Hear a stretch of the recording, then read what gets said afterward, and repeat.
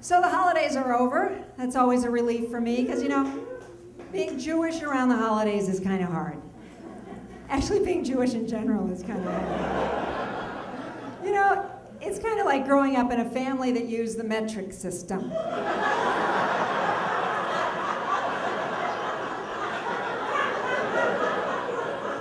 It's just a little off to go to your neighbor's house and ask to borrow 0.22 kilograms of sugar. Now, I grew up in Menominee Falls, Wisconsin, which has 35,000 people, 5 Jews. My family. And it was really hard. Like when I was 7, I was in my brownie troop and all the girls were talking about their first communion. And I had no idea what they were talking about. And I said, oh, I had a communion. But my mom gave me antibiotics and it went away. 100 milliliters of orange juice helps too. We were the only people in this town who did not have straight blonde hair and celebrate Christmas. And you know, since we were different, you know, the other kids used to tease us and they used to focus on 2 things. That we had big noses and that we were Jews. Okay, so here's what they called us. Listen carefully now. They called us Big Nose and Jew.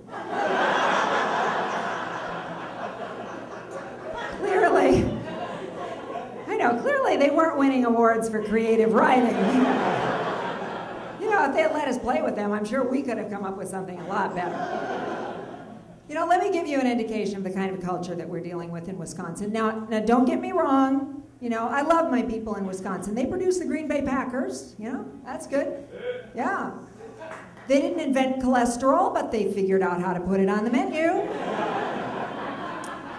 You can go into a nice restaurant in Wisconsin and you can order French fried cheese curds. They've got this greasy, squeaky thing going on. You know, they're good, really, I like them. But you gotta wonder about the moment that these things were invented.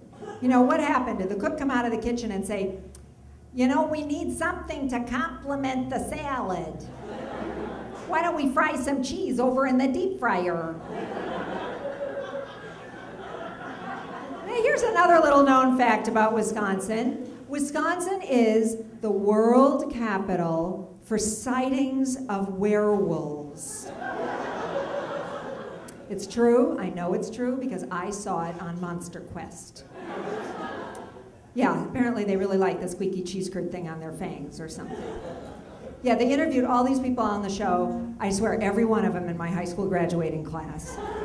And they all have basically the same story. They're on their way home from the Friday night fish fry. They see something furry over on the side of the road. They pull over. Inexplicably, they've got a gun in the back of the car.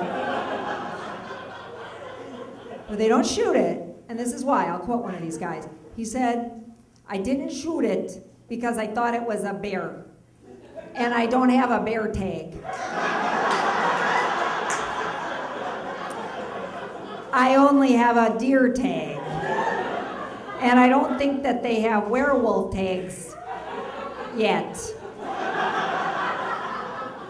I know.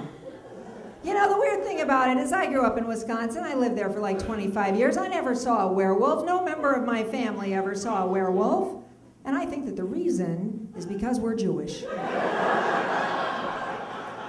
You never see Jewish people interviewed on those shows about UFOs and Bigfoot.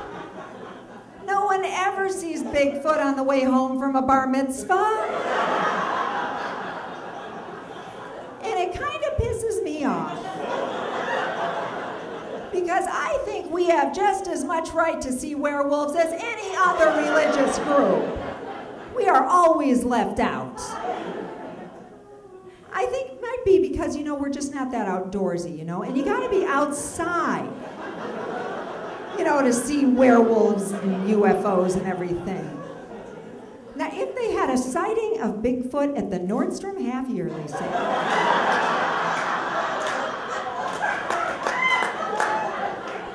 then you might see some Jewish people interviewed.